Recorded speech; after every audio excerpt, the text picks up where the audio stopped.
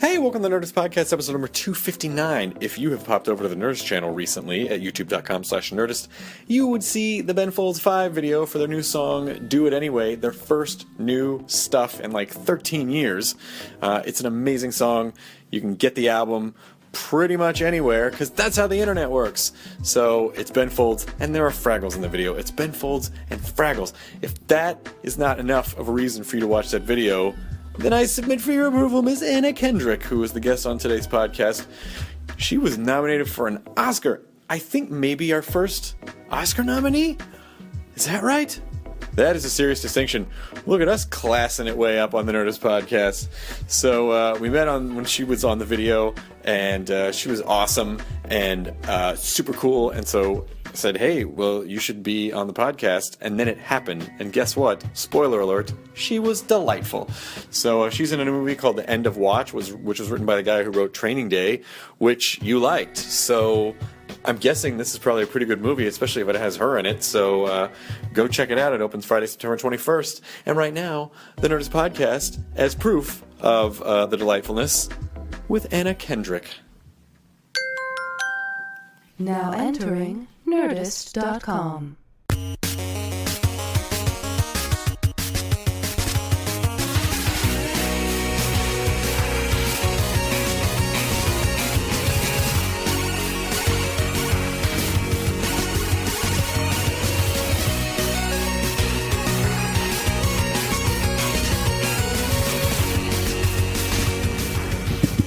Those American Apparel shirts that they say are unisex. That is not true? It just makes everything look bad. Yeah. Makes all the wrong stuff look big and vice versa. I kind of weirdly want to just like be in my underwear in front of wood paneling and be in an American Apparel ad. Is that weird? Just like a greasy, creepy picture? And I want the picture to really feel like a Polaroid that was taken in someone's basement, kind of against my will.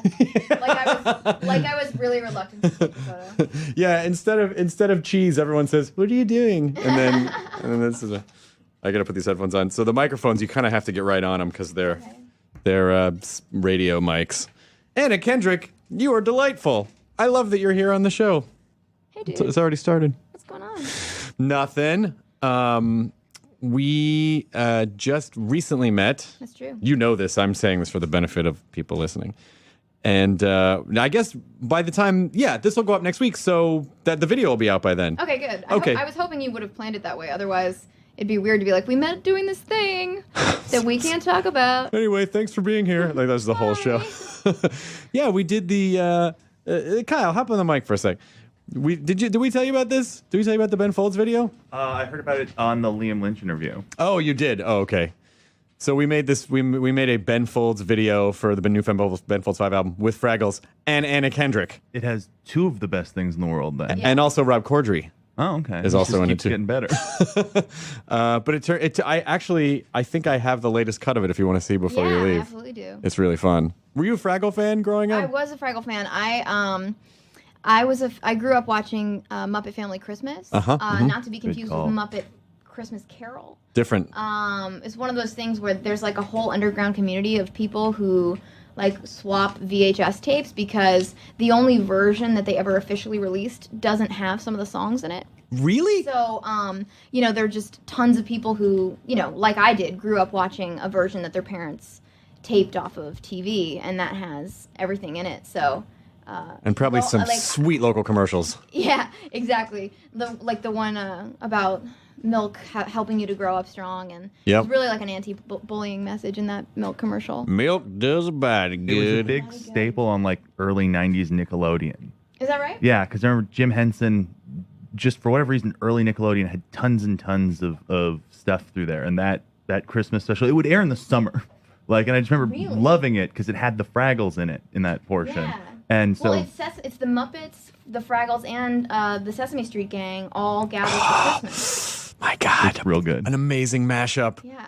Because when you're a kid, you're like, they're all friends. Like, you love the idea. And when they first meet, they're sort of bewildered by each other, but, they overcome their differences. There are other felt people in the world. We're not the only they cut ones. the scene where they're all just hugging and crying. Oh, man. It's just like when two real world casts meet. Like, I totally get what you went through. But the video turned out great. The song was so much fun, and you were great in the video. So thank you for doing it. No, that was a dream. I was so excited. I got halfway through that email and I was just like, yes, please, yes, thank you. Did you get to walk around the Henson lot at all? It's pretty cool. I didn't really that day. I've done like some random ADR around there. Gotcha. I mean, it is the strangest little secret corner. It's like Diagon Alley or something. It really is. It's like across from a really seedy strip joint. It's on. And not only is it across from a seedy strip joint, but the seedy strip joint just looks disgusting. And then right at the top is Kermit in a top hat, just like saying "top of the morning" to you to the strippers as they crawl out at whatever hour. And it's on like it's La Brea, right? It's La Brea, yeah. Yeah, and so it's like surrounded by fast food chains and. It's so weird. Well, that's the old Chaplin built that. That's the old Chaplin Studios from the the early 1900s, the 20s. Okay, I'm getting a history lesson. And then it became A&M Records for a long time. So the recording studios we were in, like Carole King and like all the David Lee Roth, like all these people recorded in those studios. So it's just the place has a ridiculous amount of history to it. And now it was a treat. Anna Kendrick. Did you get the directions? When the first time I went there for a Nerdist thing, the guy in front of me who was getting directions was like, all right, so you're going to walk down the hallway, and when you get to Snuffleupagus, go left. Oh, my God. You're and I just went, No, I didn't get that. See, they have there's like Skeksis around the lot and like dinosaurs from the show Dinosaurs. Oh, my God. Amazing. That's pretty amazing. If I am psychic or have the internet, you grew up in Portland, Maine. That's amazing. Right? That's exactly right. It's the internet makes everyone a wizard. Like I could learn anything in a moment's notice. Have you tried the internet? It's pretty cool. I'm looking into it. Yeah, it's all right. Yeah. I think it's cool. Whatever. I don't care. Whatever. Whatever. So yeah, so that's true. Those are facts. What is in Portland, Maine? I've never been to Portland, Maine. I think people are disappointed by what I have to say about Portland. It was just kind of neither here nor there in terms of a great story. Obviously, I thought it was lovely, and I'm really glad that I got to grow up there, but I wasn't like living in a log cabin. Okay. But it was, I grew up in the largest city in Maine, which is only 65,000 people. Oh, so you lived in a log high-rise. Hell yeah. No, I mean, it just felt really kind of suburban, kind of traditional, I guess.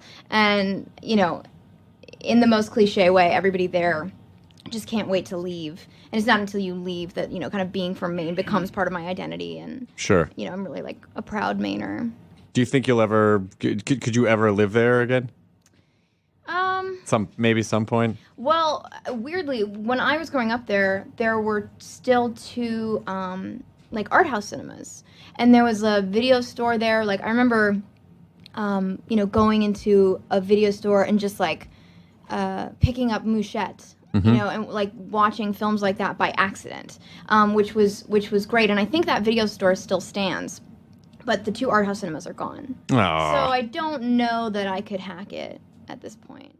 And now in Portland, Maine. Because a lot of movies just never make it out there. Oh, that's so crazy. Yeah, it's not like they just get them a little later. Like they just never get there. See, and that's when I think you went, and as of course I'm making a ton of dumb jokes about the internet, but that's when you really have to appreciate the power of being in a kind of a rural area, but then still weirdly having access in front of your couch to all of everything. Completely, yeah.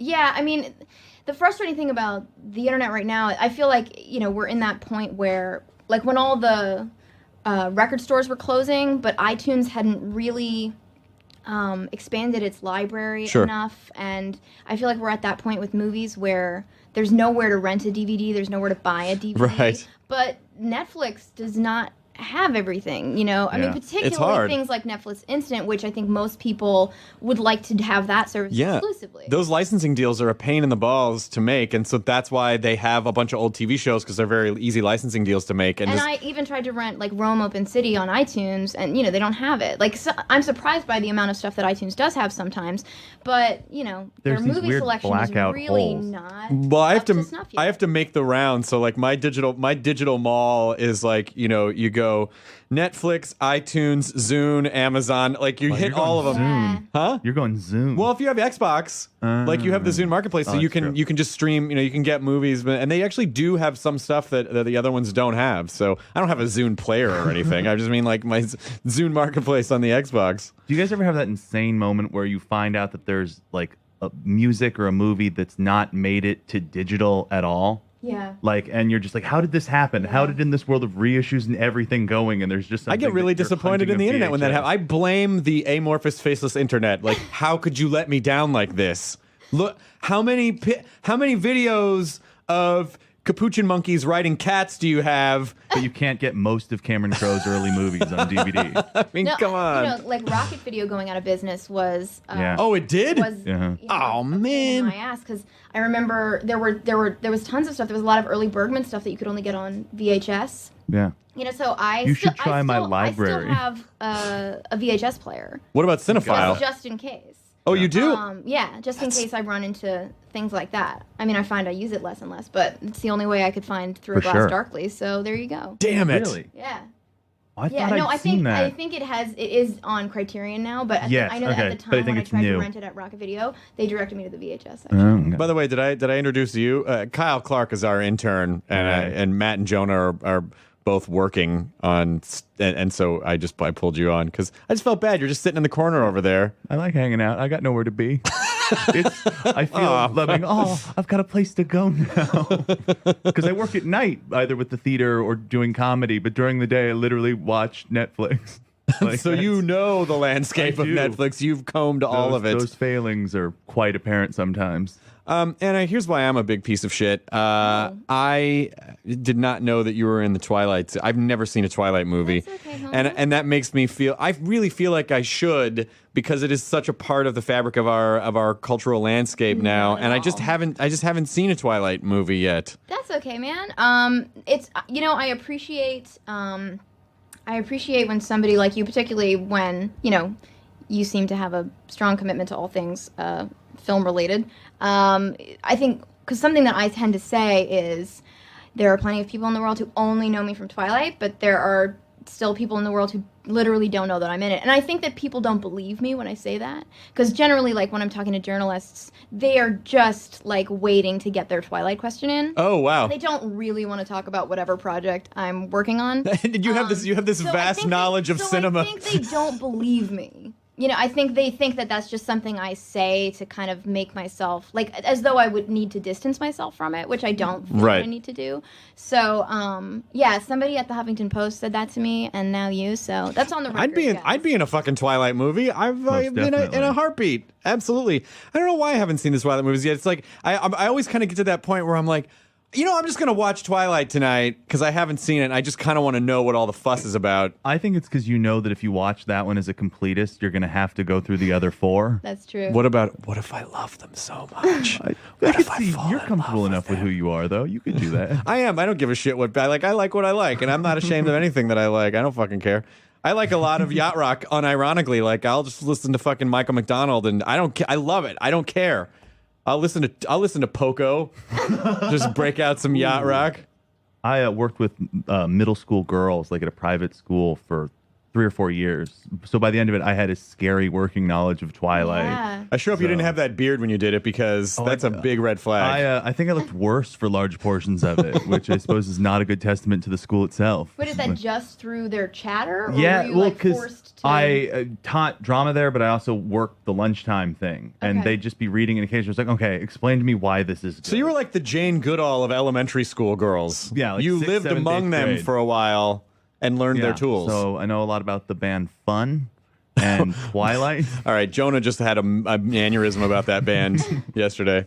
But I asked you before, is Cinephile? Do you know if Cinephile's still open? I don't know, actually. And I was just at the New Art to see Sleepwalk with Me, and but I was late, so I literally sprinted past it. So How I great was didn't- Did you enjoy Sleepwalk I with Me? loved it. Berbiglia is great. Yeah. I really, really loved it, and I've been a fan of his for a long time, and I'm really happy that people are liking the movie. Do you know Mike? I don't know. I just tweeted about the film, so he said thank you, but so he's like a Twitter friend, which isn't a real friend, but it feels like one. It's sort of, listen, it's one step of a connection above we have nothing. And the thing is, I've witnessed this thing happen where people who know each other through Twitter meet for the first time. And so it'll be interesting if I ever do meet Mike Birbiglia. Like, that'll be my first Twitter friend to real-life friend interaction. And I don't know if that's weird. CelebrityMatch.com, in a way. It's almost weird. He's like, because I've had that too, and then I've had to remind some people. Actually, when I met Edgar for the first time, we had been Twitter pals, but he had no sense of me in person. And I was like, hey, we've communicated on Twitter. He was like, oh, you're Nerdist. And I'm like, yes. And we only had... But he only sees you as Nerdist? That's it, yeah. Yeah, well, do you... Because it's not your picture on Twitter either. It is. It's my 6th or 7th grade class picture. Yeah. So I don't still look the same? It's hard to tell without the 5 o'clock shadow. It's kind of your thing. I had the bowl cut and the glasses and the sensible tie. You still have that part. Yeah. Oh, still boy. good with a sensible tie. That look was the antidote to female interaction. There was none of it. I know. Sweet 80s Gina. Oh, my God. There was none. None of that. 80s Gina, Kyle, please. Now I know why you don't work with kids Keep it anymore. Classy. I mean, seriously, this is a Nerdist podcast, Kyle. Guys. Come on, 80s China.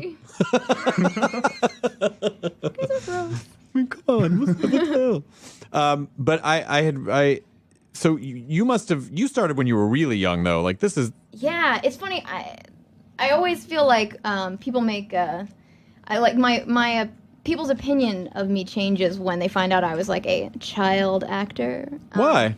Because I started when I was 12. I did a Broadway show when I was 12. And, that's understandable to me because I remember being 12 and meeting all the other kids who were doing shows at the time and being like, this is weird. You guys are fucking weird. Actor kids and stage moms. You guys smile all the time. What are you suppressing? Yeah. So, I think I worry that people assume that means that I'm a crazy one. I might be, but not in a normal child actor way. Well, you do. If you are, you hide it well, because I haven't sensed any craziness. I don't see the crazy eyes. I'm pretty good at hiding it. So. You are an Academy Award nominated actress. You push it down. I hate to, I don't know how else to ask this question. What the fuck does that feel like where all of a sudden they're like, oh yeah, Hannah, you're nominated for a thing. Was there talk before like this might happen, or was it just way out of like, what the shit? It was talked about, arguably ad nauseum, which was confusing. And I remember, I guess... journalists ask you about it a lot. People are saying you're going to get nominated, and how does that make you feel? Stop saying that. Stop saying that. Like, yeah, it felt like inappropriate. It felt like I was surprised that so many people would say something so inappropriate. I don't know. Like, I feel like I'm not explaining that well. Like, I know what you mean. Yeah, it just felt like, why would you say that? Because what if I don't, or what if I do? Am I just supposed to be like, well, I did figure, Yeah, exactly. They just want to hear the humility and go, I can't imagine. And one of the smartest things that anybody ever said to me, I did this interview with this musician called Sad Brad, and I was talking to him about how I was finding it weird, the interview thing very weird, and he kind of said, well, don't they just need footage of you talking? And I was like, you know what, yeah. Like, do they expect me to say anything other than, oh, that's very kind, that's very sweet that anybody would say that, I just hope people see the film, I was just proud to be a part of it. No, that's exactly what they expect me to say, and that's exactly what they expect everybody to say every year when people start making their predictions and they ask that person, but they just need footage of them saying it so that they can say, later, we talked to so-and-so about da-da-da. So you really could, maybe just for fun next time it happens, because it'll probably happen again, you could just, when they ask you that question, just rattle off a grocery list and just be like, and go, yeah, what's it like to be nominated? Loaf of bread, a quart of milk, and a stick of butter. I could try that. Sometimes I try to deflect questions like that, and they don't like it. They get mad. But it was definitely a weird period of time. Because I just kept thinking, like, why would you say that to like a 23-year-old girl? Like, this is probably going to happen. Because what if it didn't? Like, all of a sudden I wake up and I'm disappointed that I'm not an Oscar nominee? No, then they can be like, are you disappointed that you didn't get nominated? I've been totally fine with not being an Oscar nominee for 23 years, so it was weird. It was really weird. No, like I said, it's so they can turn around and go, you didn't get nominated. What are your thoughts? Yeah. I didn't. You're the one that said this. You did this. And then you become Firestarter, and you just fucking light Hollywood on fire. Then now I wish that had happened if I could become Firestarter. Wouldn't that be amazing? That would be a great trade-off. You just need a couple parents who were part of an experimental government drug program, and then a George C. Scott to creepily want you to stare in his eyes as he murders you. As long as you could get past that, you'd be fine. I could easily get past that. See, Drew Barrymore's a child actor. She turned out fine. True. I mean, not for a while, but it all worked out. Yeah. I mean, there were some potholes, but everything worked out okay. Was it, did you instantly feel, I mean, I always wonder, do you get superstitious, or do you feel like more pressure because there's a lot of eyes on you, or do you feel like, well, I'll just keep doing what I was doing before? Like, I don't. Well, one thing that was interesting is when I found out that I was nominated for a Golden Globe, I was in a green room waiting to go on a morning show in New York, and I was surrounded by people I didn't know, and, was sort of standing in front of a monitor where they were reading off names, and heard my name. And I mean, a bunch of the other guests that were going to be on the show that day and like a band were in this green room. And so I felt like simultaneously I had to react. Oh, wait, hang on one sec. Sorry. Go ahead. I felt like I had to react in this really positive and extroverted way, like I was performing, to be really excited, to show everybody that I was really excited, but also kind of keep it a little bit contained because it was a room full of people I didn't know. And so then, and that was just a really confusing thing, because then I actually had no idea how I felt. I was just focusing on performing for the other people in the room. So then the morning of the Oscar nominations, I wanted to make sure that whatever had happened, if I had or I had, I wanted to be completely by myself. So I woke up early and went for a run and told my roommate to just text me whatever happened. And that was actually really great, because I got to just experience that moment, getting that text by myself in the middle of this quiet neighborhood. The sun hadn't even come up yet, and then I ran all the way home, and I remember the song I was listening to and the feel, it was amazing. And I got to actually find out how that felt by myself, and not be just, even if it was with loved ones, I would still feel like I had to scream or jump or do whatever they expected me to do. Sure. So that was actually really great. I'm glad I did that. Is the Academy Awards, is it fun when that's kind of looming, or do you... No, mostly you just want to shit ice all the time. I was just sweating, oh. It was so and I realized, the fun thing about that entire experience was the being asked to go and being nominated, and it's the getting invited to the party that's the fun part. Yeah. And going to the party is mostly just terrifying. Oh man, I can't even imagine. Yeah. Where it's just there's that top 10 most famous person in the world that I've been watching my whole life. Oh, there's Yeah. that person. Oh, they just said my name. This is weird. Yeah, and by the way, you're wearing a corset that's so tight you can't breathe, and so it definitely all feels a little surreal, like a strange kind of hellscape. But Hellscape, what a great name for a movie. Let's make Hellscape. I don't even know what it is. Let's make Hellscape. And obviously I feel like a dick for being it was hard, guys. No. But I think I'm just trying to be, every now and then I do attempt to be honest. Mostly I just say it was great, but no, but you're a human being, and anyone in that situation, it's not a supernatural experience. It's a real odd human experience that most people will never have. Almost everyone will never have. Your brain is not prepared to deal with that kind of No, information. and also just, it's just the way that it's, your whole life, it's just sort of built up as this thing, and all of a sudden you're just there. I mean, of course it's going to be off-putting. Personally, I just went to the Emmys one year. I had nothing to do with it. It's just my friend of mine was working on the Emmys, and so I went. and I was terrified I was going to throw up in the audience. Just being there. Like, what if I just You throw totally up? should have. Right? That would have been awesome. Sometimes I get weird vomit anxiety where I'm like, I don't feel sick at all, but I'm like, But what boy, if I did? threw up right now, God, that would be so. I mean, what if I just threw up on Betty White? Like, that'd be so weird. Please do that. She'd probably be cool Let's with it. film it. We put it on the channel. Oh, I know. Throwing up on Betty Most White viewed coming this video winter. ever.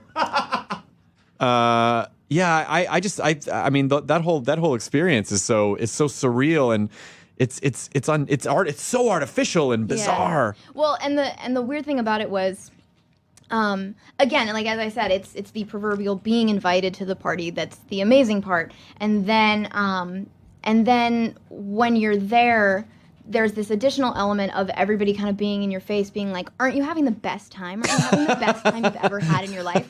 And you're secretly thinking, no, this is really strange, and I'm not having fun, and does that make me an asshole that, that I'm not enjoying this as much as I'm supposed to?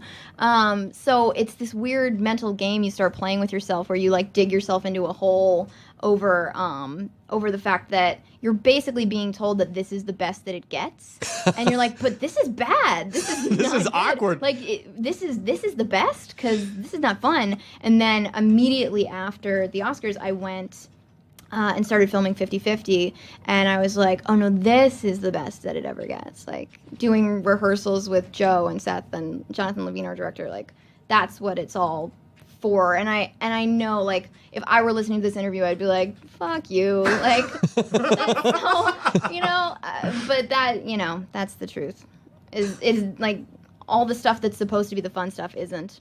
Yeah. And like it's getting to actually do it. But I think that makes sense because you don't get into it to win awards. You get into doing stuff because you like doing see now the thing. that's what I mean. It makes me sound like a jerk. No, I'm no, not no. here for awards, guys. But And the Oscar for biggest complainer goes to.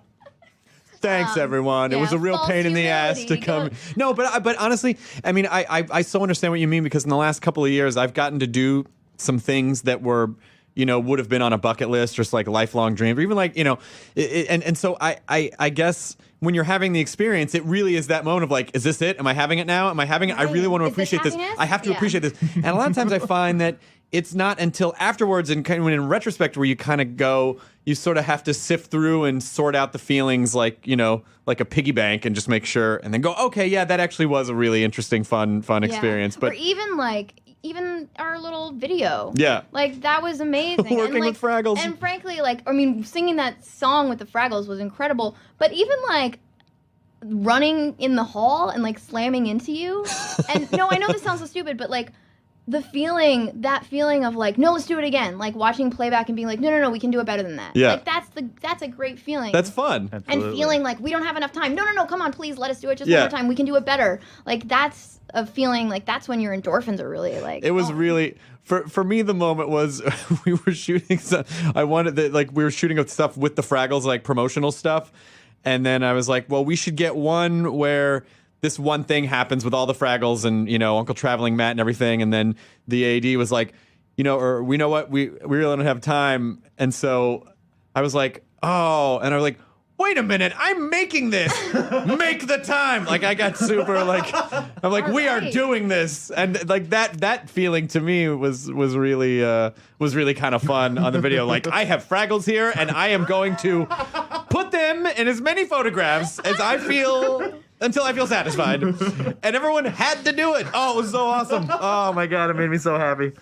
that's awesome. I might be an evil wizard without the wizard part. Maybe I'm evil.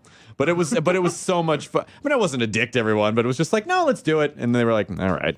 I think sometimes you need that reality check. Ladies and gentlemen, we have Fraggles. This Yeah. is as good as this is going. When is this going to happen again? When is this going to... Your Fraggleless existence.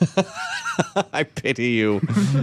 I pity you. I think one of the only times I can remember being no, please give me another take was this movie Get a Job that hasn't come out yet, where I was not satisfied with the bong rip that I was doing. I was like, no, this is because she kind of sucks through a lot of the movie, and then she gets awesome for a little while, and I was like, I felt like I was doing it within a pretty long scene, and I just wanted to make sure that there was at least one take where I actually, because it was a huge bong, so you know, I'm a little person. It was kind of not working. I was like, so let's it's set funny. this up. You have to drain the whole thing because that's funny. Yeah, exactly. So that was my diva moment. I was like, I am clearing this. It is happening. Don't they have like a stunt bong or something Well, that they can help you with? it was fake. I mean, well, obviously, but it was some kind of, I don't know, some herb that's supposed to be good for your lungs. I'm sure it is good for your lungs, but that didn't automatically mean, as it turns out, that it's good for your throat. Oh, yeah. So I spent like the next 3 days with this super sexy gravelly voice, and I was like singing along to like all the like Laura Marling songs that I can sing to. So that was exciting. Oh, yeah, it's Kim Carnes, like all those old gravelly. She's got Betty Davis eyes. Really not a great lower register, so I like took extra car trips that week just to sing in my car. Yeah, so I know some people that like to record stuff when they get a cold. Yeah. Because they're like, oh my God, I'm not going to get this again, and then they record. Well, and I think when you have a cold, you sound the way that you sound in your head to Yeah. yourself, just a little bit lower. I think that's true. Do you guys want to get colds and then come back and finish the podcast? Eddie Kendrick is here.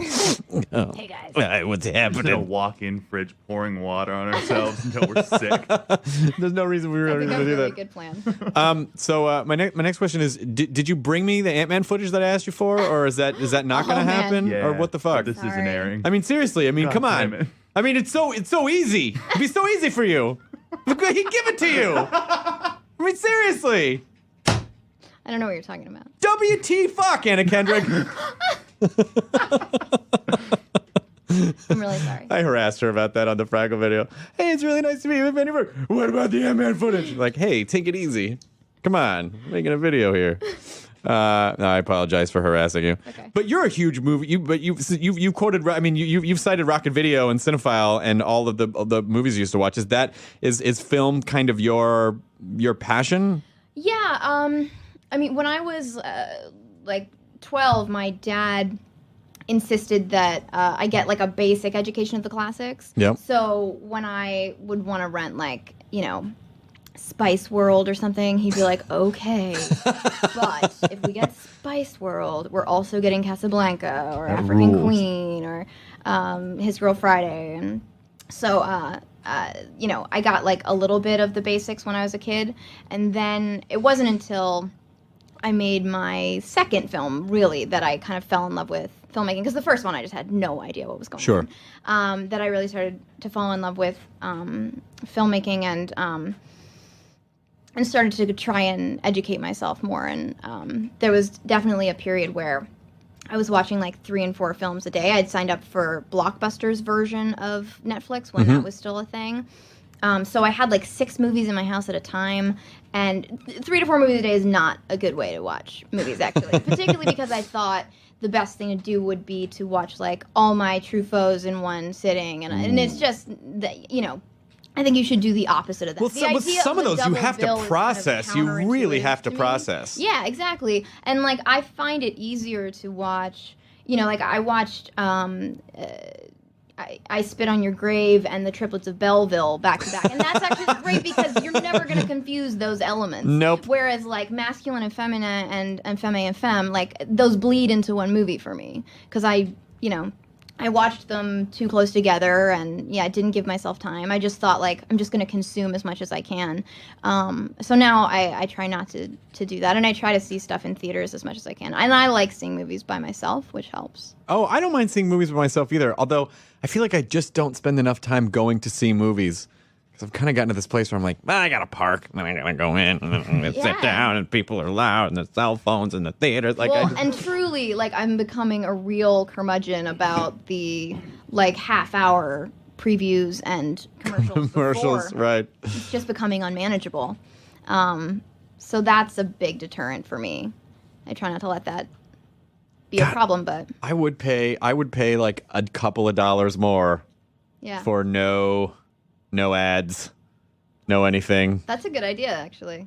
I think, well, Because I don't want to pay more for 3D, but I'd pay more for the no- movie to just start on time. isn't that so fucked up? You don't get a choice with the commercials, and then they just wear you down to the point where you're like, I will pay you if you please stop airing commercials. Yeah. But they should just air the commercials in the pre-preview when they're doing all the I trivia agree. games and That shit. was fair enough. When commercials started before the actual start time of the film, Right. fine. And when the start time of the film actually just means that the film previews have started, again, fine. But when it's commercials after the start time, absolutely not. Come on now. I know. At the next hot meeting, I'll bring it up. I'm looking at you, Universal City Walk. What did we do wrong, Anna Kendrick? That's how Universal City Walk talks. We got that really cool King Kong hanging off the building. City Walk's one of those places where every once in a while you're like, there's a lot of activity. It's probably fun. And then you go there and then 5 minutes later you're like, I have to get the fuck out of here. I'm going to murder myself. It's all these crazy teens. Yeah. I don't really. I think there's a limit where at a certain age it's really awesome, and then the drop off is pretty intensive. Steep. It's really steep. Although they still have that comic book store there that's probably in my top 5 comic book stores in LA. Oh, that's it's cool. Weirdly consistent. But not better than Meltdown, right? No, nothing okay, good. on the planet is better than Meltdown. Than the store you work at. Are you able to watch films as an audience, just as a regular person, or are you so much? Have you seen so many films, and just with the craft of acting, do you have to analyze everything? I think it's a little bit of both. The thing that takes me out of movies that started the soonest for me, and has been consistently difficult, is when you can tell that a line's been looped or punched in or something, because not only is it just like a little bit of a just a little bit jarring, but then I start thinking, okay, what plot point was unclear that they had to add that, or what scene got cut where they just decided to reduce that piece to like one line on somebody's back, or especially when it's like there's a bunch of dialogue in a car where you're just looking at like an overhead shot of the car. You're just like, oh my god, because to me then I'm just thinking, oh, how many holes were in this screenplay that they had to add all of this just to make it clear what the fuck was going on. Yeah. But then, at the same time, sometimes I wish I were more cognizant of, the way that the camera's being used, or, just aware of performance, or I don't know. It's sort of a weird combination of both. And certainly it's not as though movies have been diminished for me at all. Quite the opposite. Oh, that's good. What's like your perfect movie? Like, do you have one or two that you just go back to and they just fill you with happiness? There are a couple movies, like recent movies, that I remember thinking that was so satisfying to me in every level. When you're hungry and you eat something and you're just like, that was perfect. That was exactly what I wanted. I call them and chai lattes. But it just like hits the spot.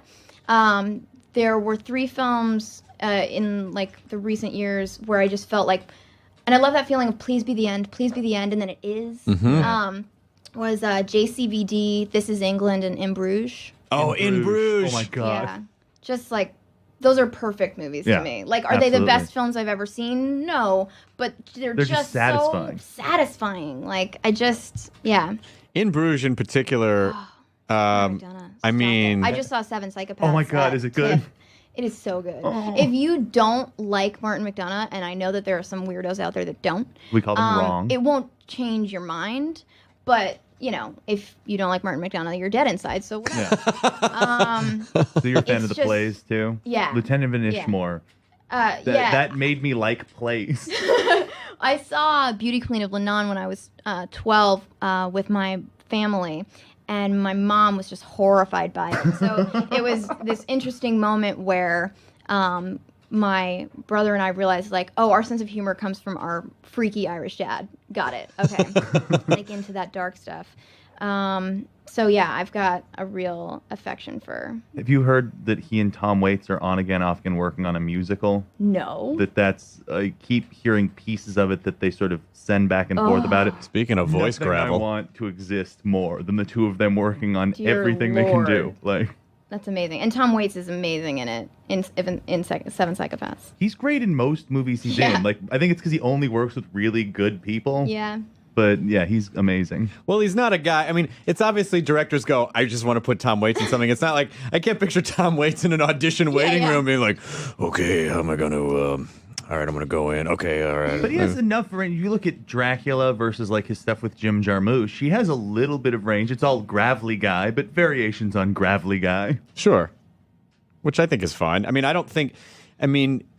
there's some people who are just really good at. Yeah. I mean, there are definitely the actors who like.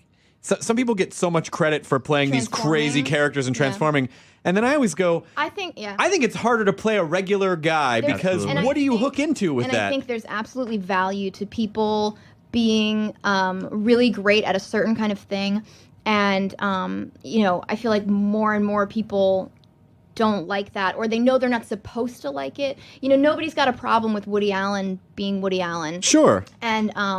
And a lot of people have a problem with like Michael Cera, and I just don't understand that because he's so good and it's so fun to watch him. I just don't understand this kind of it's the hatred same kind of thing for like Peter Lorre. Yeah, who's the guy who played such a specific character and everything, but he's great in that role. Yeah. I mean, I don't. I've been guilty of some of the Michael Cera thing. Fair enough. Just a little bit. You did get quiet all of a sudden. I noticed neither of you went, yeah, what's the problem? God damn it. You know why? Because I'm such a positive, upbeat, supportive guy, and I just didn't want. It's like I don't. You know what? I'll tell you what it was. I'll tell you what it was for me. I met him once because he was dating a girl I knew, and it wasn't that he was rude. It just was he couldn't be bothered. And then he was supposed to perform at a. I don't judge people by their performances. I judge like interactions. He was supposed to perform at a festival that my ex-girlfriend was producing, and a week before the festival, his agent called her and canceled, even though they had sold tickets based on his name to the thing. And she's very non-confrontational, but she was like, I mean, I don't know what to say. We can't cancel the show at this point. And he just kind of just didn't feel like doing it. He was tired or something because he had come back from a press junket. And his agent went fucking ballistic and had other clients in the festival and threatened to pull him out. And like went so... She was such a piece of shit. Like she made my ex-girlfriend cry. Whoa! Like she was so fucking mean. Like you better like one of those. And it wasn't even. No, and listen, like just because Michael's a friend, I feel like I can't just sit here and listen. Please, of course, no. yeah. And I would say that obviously is not great, and that was a weird thing that happened to you. Clearly, he should know that his agent's an asshole. But hearing that is such a surprise to me because to me he's the guy who literally he just wants to like ask you questions. Like he's one of those guys who makes you feel really interesting. Really? Because he just wants to know about you. Like honestly, I'm sure you guys would get along so well. I do like to talk about myself. So obviously you had like a weird interaction with him. Sure. But, I think but that happens too. and that sucks and that actually that kind of thing makes me really nervous because like I'm sure that there have been days where I've just been like dealing with some craziness. I know. I'm sure I've been like, cold to people and not even realize. Me too. And, I would hate to think that they would hold that against me. It's bad to judge anybody against one time too, just because I know everybody's got that thing, and then like you look at lots of people that you meet, you're like, oh, that guy's a dick. And then years later, you're like, oh, we're friends now. But remember, I hated you the first time we met. Like, I think now that I'm thinking about analyzing, I think it was either his agent or his manager, but she was really like, and just sort of. I had met her once before, and she was a genuinely awful person. I don't say that about a lot of people, but there are some people in this business that it's like that behavior is weirdly like no one ever calls them on it. They're like, "How are you? How can you be so mean to other human beings?" Like it's like this. It's like swimming with sharks, like that kind of agent type. And it's like you don't have to fucking rip people's throats out every time to get something done, but some people are just in that mode. Yeah. So maybe I wasn't. I'm glad we really worked this out. I'm sure Michael will feel a lot better. I'm sure Michael will feel a lot better in this fake feud that he's not aware of. He's just actually, I would love to. I would have him on, and I'll tell him the story, and we'll talk, and hopefully we'll laugh about it. But anyway, I was a big sidetrack. No, not at all. Yeah, I think it's one of those things that drives me doubly crazy because there are so many people that, the kind of people that hate Michael Cera. There are people who they love, who I want to be like, I could tell you stories about that person that would make your hair stand on end. You know, like there are so many people that are so beloved, and I just want to be like, they're dicks. Like, so it's frustrating when like really great people get the short end of the stick and vice versa. Well, that makes me very happy. I am such a sucker for like if someone is just a nice, cool person. You know, like I am way on board, because I think that's ultimately the most important thing. And I just, you know, sometimes you just see people and maybe they're in restaurants and they're being shitty to the staff or whatever, and you're just like, oh, fucking. Yeah. I mean, that stuff, like, I mean, obviously I worry about that. I worry about like having like a weird interaction with somebody and then like hating me forever. But the funny thing to me is that the only time I've ever seen anything bad about myself is like something that didn't happen. Like I've actually seen things online where people are like, I saw her at this thing and she, you know, this little girl came up to her and asked her for an autograph and she said no, and then she kicked a puppy and like stuff murdered like, my where I'm like, parents. what? Like who would bother to make that up? Like why would you do that? Like I saw something on Reddit about like me being, I was just like, that didn't happen. And you can't, you know, you can't respond to it, but it's just, There's really nothing you can say. It just makes you like, that didn't happen. Like there was, and you know, if I was a dick one day, then like fair enough. But if you're just making it up, I just don't know what that is. Well, that puppy got a lot of money to say you kicked it.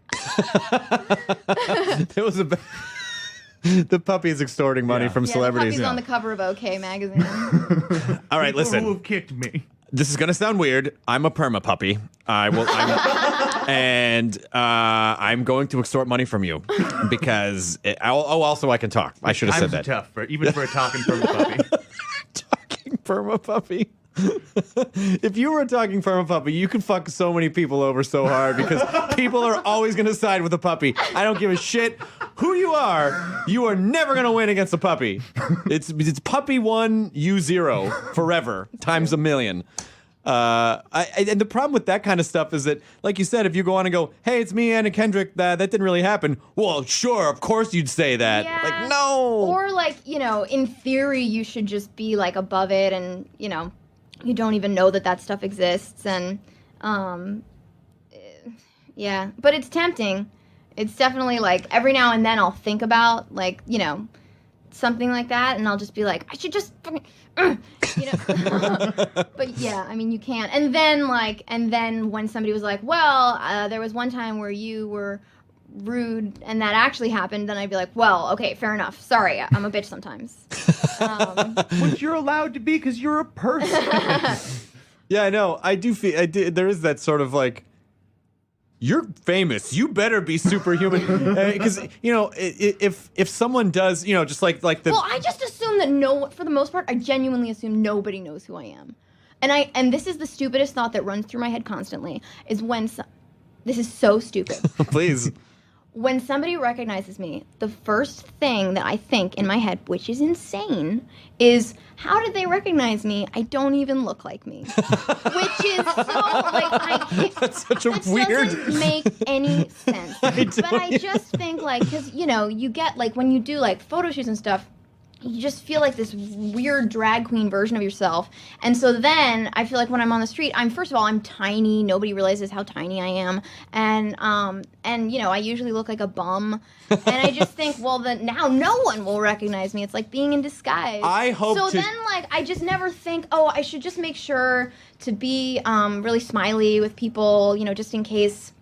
You know, there. It was strange that you came in with a bindle and a top hat where the top was shooting the off. joke that I was going to go for is that next time I'll see you, like, in New York, I'll go to give, like, $5 to a homeless person and just see, like, torn clothes and, like, scruff and a hat with a hole in it. And like, oh, hey, Chris, it's me, Anna. Oh, my God, you were literal. I thought you were just speaking figuratively, like, oh, I didn't wear any makeup today. Like, you no, really, just like an actual bum. Yeah, I mean, that, like a hobo. The top of your shoe is missing. I can see your toes, and those aren't sandals. This is so weird. I've got a kerchief tied to a stick over my shoulder. They call that a bindle. Oh, that's a bindle. I had to find out what it was called and looked it up. You just used that word, and your belt is a tie. You know now. I do. And your life And just got a knowing's little half the better. And the battle. stick is a bindle staff. So you have the bindle and the bindle I staff. see. Yep. So the next I like time you want to go that you guys are hoboing. so well versed in homeless vocabulary. We, In old-timey we spend a homeless lot of vocabulary. time pretending to be homeless around here. The true story is my father's father and my great grandfather used to hop on trains and go hoboing across. My dad's That's side of the awesome. family are like the reddest of necks, and they use like Alabama, Ozark Mountains. The only other person I know who's done it, the singer from the band of Veil, does that, and I thought he was an insane person. So you've now validated that that's a thing. It's You're an actual blowing thing. my mind. I mean, you have to understand. This was, my great grandfather, my grandfather. So this was the, the early 20th century when there was most of America was not entirely industrialized yet. So it's kind of makes. I mean, I could picture it. Like I can sort of see the charm of like, let's go out on the. I don't know if they talk this way. Let's go out on the open country and see the world. And then that's how else are you going to see the world in the 20s? You just hop on a fucking train Yeah, hoboing. and sleep in a train car and trade stories. So tell us about your new film, Hobo on a Train. Oh, you should tell us about End of Watch. Okay, what do you want to know? Well, it comes out the 21st. I know this. And then I don't know anything else. Okay, that's a good place to start. Intense trailer. Yeah, it's Jake Gyllenhaal and Michael Pena are cops, and they've been partners for a long time. It's David Ayer wrote and directed it, who wrote Training Day. Yep. But I think I'm going to keep using this quote. Somebody called it like the most real and funny episode of Cops you've ever seen, or something like that. And I thought that's perfect, because there is like a plot, there is a through line, but it really just feels consistently like a day in the life, like you're just watching kind of footage. Like David originally wanted the entire thing to be found footage. Yeah. And I think that would have been really ambitious and interesting, but he ended up adding some traditional camera elements. But it really blends the two really seamlessly. It feels really intimate, and it's just a really intense movie. I played Jake's girlfriend in it, and All right. yeah, it's great. And we It just must had be- the screening at TIFF, and like people were freaking out. It was awesome. I've never been in a movie myself where people like gasp. Like the entire audience, that's at like 4 different points, were like, Nice. I was like, that is awesome. Well done, That you was guys. so much better than laughter. What are the odds of a prequel called Start of Watch? It's funny. Thank you. It's Thank very you. funny. See, because it was End. Kyle, you're fired. I know. It's been a while since you fired me, so That this is is a good. good has. joke. It really has. But you know what? How often in the press screenings thus far have you been asked that? Just so I You're can. the first. Oh. Yeah. Oh, you're a pioneer. You're Congratulations. rehired. Thank you. There we go. I feel like Jake Gyllenhaal's girlfriend, it might be intimidating to date you. I mean, like, hey, how was it hanging out with Jake all day? I was on Xbox, whatever. Wait. I do stuff too. I watched Donnie Darko. I know how to play chess. I just need a minute. It was, and this is something I feel like people say all the time, and it's another thing that I thought, that's bullshit. Like, before I started making movies, I just thought that's crap.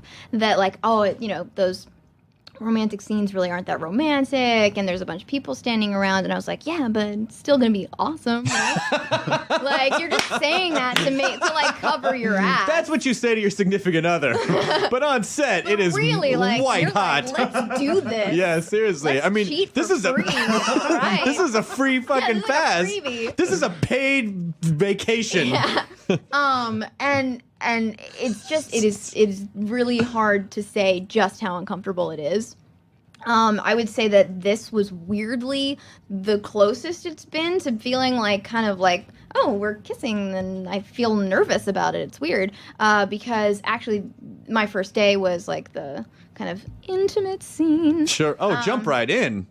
And when we did 50-50, we did some reshoots, and there was a suggestion that we kiss, at the end of the movie, and we didn't end up doing it. But when they were saying that, I was like, oh, God, please don't. The window's closed now. I'm too, I think, he's in, the friend, like a brother zone. And Right. I can't, please don't make me kiss him, please.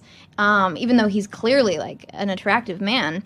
But it was actually better doing it the first day, which most people complain about. I thought it was a lot easier. Just get it out of the way, and then be like weird. I haven't even considered that point that you could that someone could be friend zoned, and then it's like, all right, get on top of each other, like make it feel real.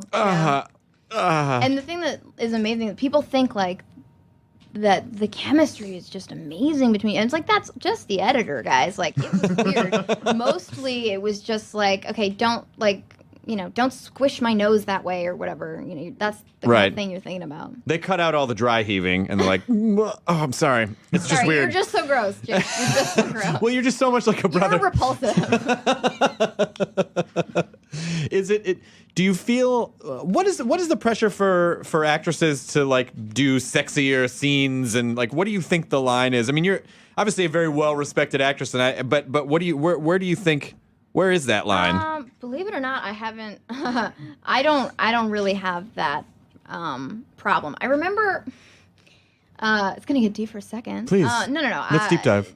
I remember I was like a late bloomer. I mean, I'm still like tiny, so you can imagine. And I remember my mom saying to me, like, to comfort me, because I was like 15 and still looked like a 9-year-old boy, being like, I always was jealous of the girls who like developed really early, but then I think it was a blessing in disguise because I never had to wonder if guys were only interested in me because like I had big boobs or whatever. Sure. And I was like, I would be fine with that. I would be fine if guys were only interested in me for that reason. You always want the other side. And I think, even though in the moment maybe I don't feel that way, I feel like I've never had to worry if I've gotten a job just because I'm like full-on Jessica Biel style. Like, I'm just like, the only reason I made it is like my looks. So, I feel like it's like, I like that I don't have to worry about that, and I don't get like a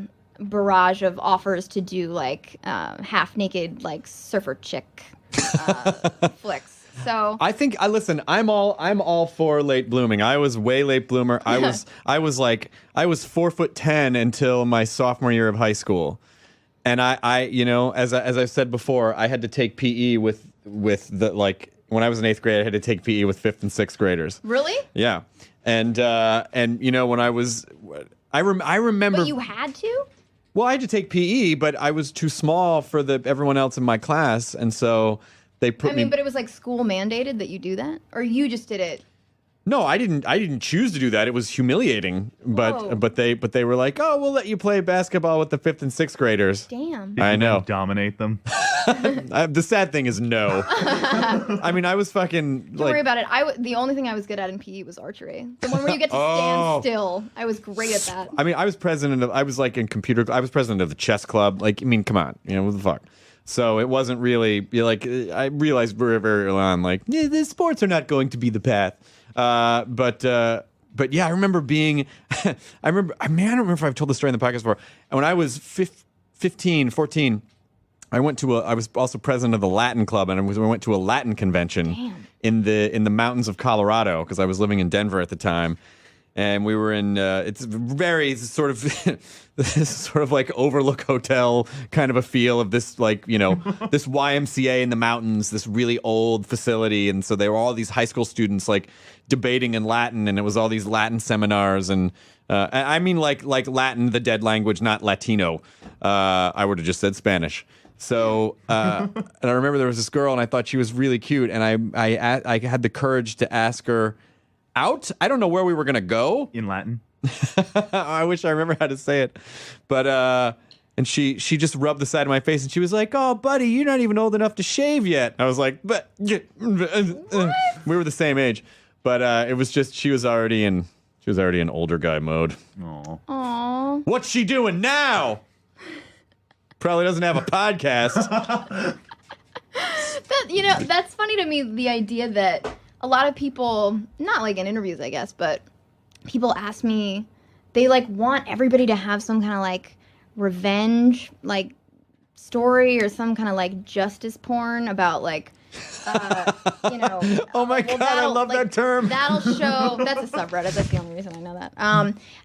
Well, I love that you love Reddit. That'll show them. You know, like tell me about a bully you had in high school, and like how you're like, well, now I'm an actress, so fuck you. But really, like, all it felt like to me was like, oh, so I got called short in high school, and now like I just get called short publicly. Oh, okay, great. That's so much better. That's great. Like everything that you hated about yourself in high school is now just public domain for people. Are you going to go to your reunion when it happens? Probably not. I just don't know what I would. I'm just not close to any, you know. Yeah. And again, I think a lot of people would want me to go and be like, "What's up now?" Yeah. But like, that wouldn't satisfy me at all. You know. You should totally show up and just do the cheesiest version of what people would expect you to be like. Like, show up at night with sunglasses and a red sequin gown, Yes. and have a chauffeur like put a red carpet wherever you want to walk, and have a Be like, don't long make eye contact with me, please. have a long cigarette with the gloves. I think And you should just awkwardly Yeah, try just to. mix like current trashy hip hop girl with like old school Titanic. Exactly. That is the classiest ideal I think our culture has now is trashy hip hop girl and old school Titanic. I think you keep explaining to them that it's a different Anna Kendrick, and just keep trying to give the longest Like version I didn't of how go it's not here. you. I'm just with a friend just who went to this try to high play it school. off I'm a until different Anna Kendrick. your long explanation alienates It's everyone. interesting. Okay. It's like an interesting acting plan. game. I've never seen the Justice Porn subreddit. I just asked Twitter the other day what subreddits, because I'm, you know, like I've got my stable of subreddits, but I'm kind of looking for more. Yeah. And of course, a bunch of people were like, "Go to Space Dicks," and I'm like, "No, I will not." No. Ever. I know what you're trying to do to me, and I do not submit. But I You've just looked once, right? no, and I haven't because I'm almost a little disappointed. no, I'll tell you why, because my girlfriend has explained, like she explained one, like we were on the phone once and she was like, "Oh God," and I'm like, "What?" She was like, Space Dicks got me again. I didn't see the Space Dicks thing at the end, and I just clicked. And she's like, "I don't know why I subscribed to this." And she explained it to me, and I was like, "Yeah, I don't need to." You know, it's very hard for me to erase images from my Yeah. brain, and so I am not someone who's like, "Oh, I wonder what it looks like when someone gets, you know, gutted by a combine or whatever." Yeah. Like, I don't need No, to see any every of that now stuff. and then I'll click on a WTF link and be like, "Now, come on." Yeah, no, I don't need to see no. a fucking toe And after it's like had a physical reaction, like deep somewhere inside me, and it just is a day ruiner. Is Nope, what it is. I don't need it. Yeah. I don't need that. I've been after so much kind of talk about it on Reddit, I decided to just kind of click once and look through my fingers, you know. And I'm not exactly sure what I saw, but you know, it felt like watching Event Horizon through your Sure. fingers. So yeah, I know enough now to know like that it's not a fun place, but it's like you have to look. Have you done an AMA? No, Oh my God, you'd be great. but I feel like it would be the worst. Like it would be like AMAA. Like, oh, there's so many things you can ask me about. Because, you know, I try to be as diplomatic as possible. And Sure. that can be pretty boring. I was actually nervous to come on the show because people get so honest. And it's such a kind of open conversational feeling. I was like, just be careful, Anna. We had that Michael Cera meltdown. Do you have any other friends I can shit on? I'm just curious. Would that make it? Now I want to be friends with the guy. Because it's so funny. You know what I find is that and this doesn't apply to this situation with him, but this is I talked about this in my book. This is just self-serving. But anyway, I used to have a fear of like heights and a fear. I was claustrophobic, and then I got over all of it. But right after I kind of started getting over all that dumb shit, I was up like on the 50th floor of a hotel, and I got into my room, and my first reaction was like, "Oh, I'm supposed to be afraid of this," and I actually had to stop myself and go, "Oh, wait a minute. Am I still actually afraid of this, or do I actually not feel this way anymore?" And then I realized, oh, I don't feel this way anymore. And then it went away. And I feel like the same thing happens like with this situation with Michael, where when I said it out loud, I was like, I don't think I care. I'm like, I don't really Yeah. feel that way anymore. But of just, you get these, you run these emotional scripts in your brain For sure. that just kind of like, so that you can just like set it and forget it. Yeah. And then when you go back and investigate, you're like, oh yeah, that's not really how I feel anymore. I find more and more I realize how uncomfortable it is when your identity changes, when something about your identity changes. I remember when I grew up, I was raised religious, and then on my own, like, became very religious. I'm not exactly Irish sure Catholic? why. No, Protestant, kind of boring, middle of the road, Christian light, Sure. as you will. Yep.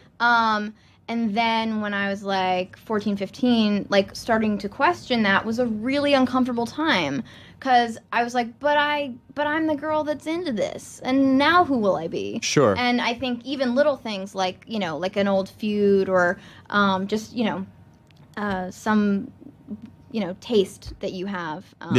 It's weird when it changes. Like, I find when people who don't really drink decide, like, maybe I'll just drink socially. It's like a weird thing where for a long time they have to kind of make excuses every time. I know like, exactly what you're talking about. Oh, I'm just decided I can just have a glass of wine. Because I'm celebrating. Right. You know, like that kind of thing. Yeah, that's really interesting. And I think one thing that is really, just as humans, it's important to do is every once in a while just think about some of the things that you think you like or don't like and check in and see if you actually still feel that way, because it just, what it kind of does is sort of clear out your brain's disk cache, if that makes any sense, where you just sort of like, oh yeah, actually, I don't feel that way anymore. I can redistribute that, and then it just kind of frees up. It frees up RAM. I don't know how else to say it, but it just it does really work. And I'm oftentimes I've been surprised at things that I thought I believed that I was like, oh, I don't really think that anymore. When I did, I have a small role in The Company You Keep, this Robert Redford film, and I was playing an FBI agent trying to catch these fictional members of the Weather Underground. And I didn't have a lot of time to do research. It was kind of a last-minute thing that you just go, yes, let's please make that work. Let me please work with Robert Redford. So I remember being on a plane and watching the Weather Underground documentary, and I would just, when something would hit a chord with me, I would pause the movie and write down a counter argument from the point of view of a conservative, which was like fun and uncomfortable, you know, because it's not necessarily how I felt, but it was a really interesting. I think that's more than most people do. Part of my brain to access for the movie and just for me personally. You know, I wish I could do that. I wish I could, like, the next time I'm having an argument with somebody, I wish I could just hit pause and just try and think about, you know, where they're actually coming from instead of just how I feel. Sure. Except that when I'm having an argument with someone, I'm just being annoying and thinking of, you know, the best way to break down their argument. Well, yeah, but that's you know, unfortunately, that's just sort of a basic premise of humanity, that, you know, people will argue not in favor of the truth, but to support their own ideas. Yeah. And no matter what evidence is in front of them, like, once they're sort of in that mode and their adrenaline's high and they sort of recede into the lower parts of their brain, you just can't. That's just where you are. But I find somebody described it once as conversational chess. And I find, like, when somebody else can do that, I love having arguments with those kind of people, because you stay, like, weirdly level-headed. Yeah. Like, you're like, everything feels really still, and you're just kind of like, it's like, and what I mean by conversational chess is, it's like you're thinking 3 moves ahead, so you don't have to say all the stuff you both already know. Yeah. And it's like, you know, you can just listen to somebody and go, okay, I see. I think what you're saying is this, and then, you know, and that's so fun, and I feel like you learn so much more quickly that way. Well, because it forces you to think. Like, it forces you to think about what you're saying when you But arguing with somebody who's good at arguing, I just go nuts, because I'm not great at arguing, but, like, I'll just throw as much shit at the wall to see what will stick. So Are you a, and this might be a little personal, so you don't have to answer this. Are you like a rah rah rah arguer, or do you get silent and withdrawn, or are you like, I'm leaving, or it's, I guess it just depends on the other person. Sure.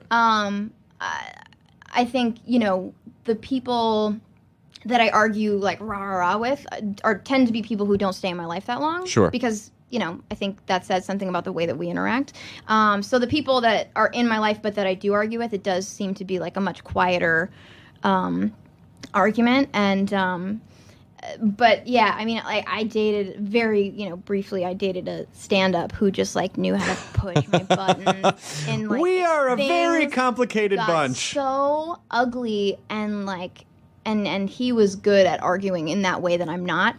So, like, you I would just kind of like laugh at the absurdity of the argument we were having sometimes, and it would just be like, oh, this is funny to you? It's like, that's not fair. You can't do that. That's not of course this isn't funny to me. And it's not. You're just saying that to make you seem like the victim. That is definitely a downside to dating a comedian, is that we deal with hecklers, we overanalyze, we break everything down, and we try to see every possible angle on a thing, and so we can get into that mode where we hammer away until the other person is just like, I fucking quit. I'm a shell of a human being now. Exactly.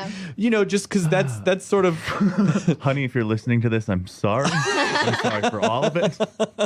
I think some people listening may know what I'm talking about.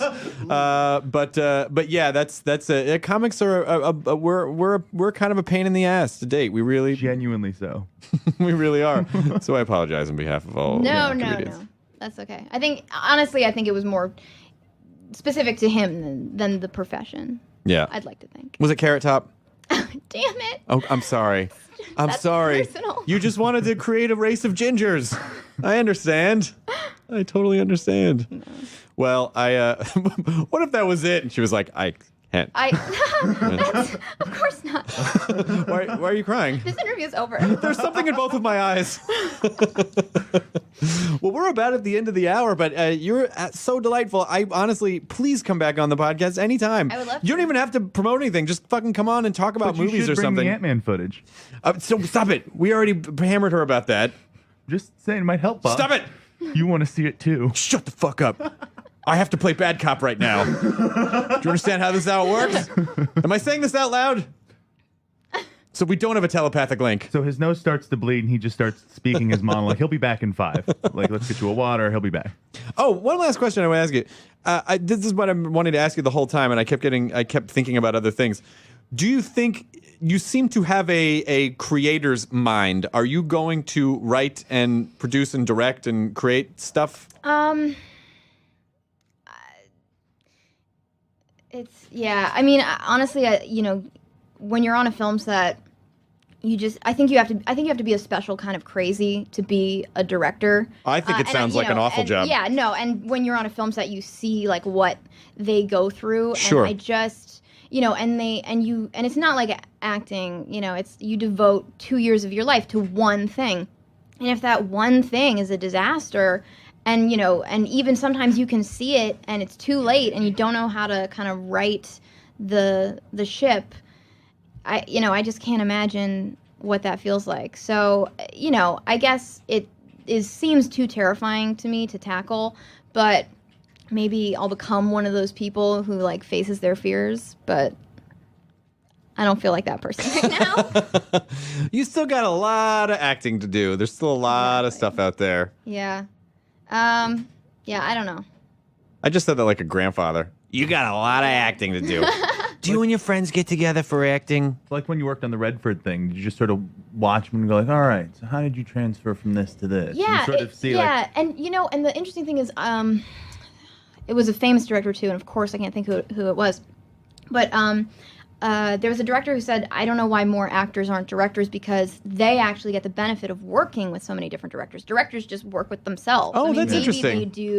Maybe they do a set visit every now and then, but I've seen a lot of different directors work, and yeah, you'd think that from that I would be like, oh, okay, I get it. But, I know that there are certain directors who want to play stuff really close to the vest, and so you don't really know what the grand plan is sometimes. And then there are directors who kind of tell you every detail of their plan, like it's a Bond movie or something. And they're a villain? Because they're kind of like congratulating themselves on all the clever things they've done. Oh, which so is also a really interesting thing. They just want you to be like, that's brilliant. Like, oh, I never even, and that's why visually you've done this. Well done, you. And that is why I am a puppet master. So, I don't know. I feel like it would be a really interesting exercise to direct actors, but then at the same time, would feel really uncomfortable doing it. I don't know. I think I'd just have to wake up one morning with some idea that was so interesting to me that I thought, I will ruin my life for 2 years to maybe have nothing to show for it, just to explore this idea, You're going to direct a movie with Jake and Maggie Gyllenhaal, and you're gonna make them make out because as a What the fuck? oh, I'm the only one. I'm the only one. It's just me. Like, I was trying to think of, like, some kind of, like, witty thing to say to that. And no, I just turned into space sticks. What the fuck? I just turned into space sticks. Like, I was like, oh, and then my banter is to say this. No. What's wrong with you? That is fair. That is fair. I don't know what's wrong. But I do. Maybe I'll cut that out.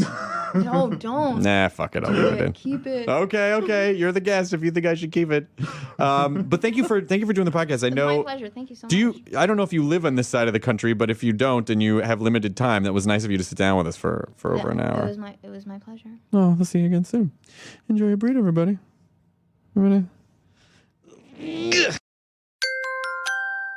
Now leaving Nerdist.com. Enjoy your burrito.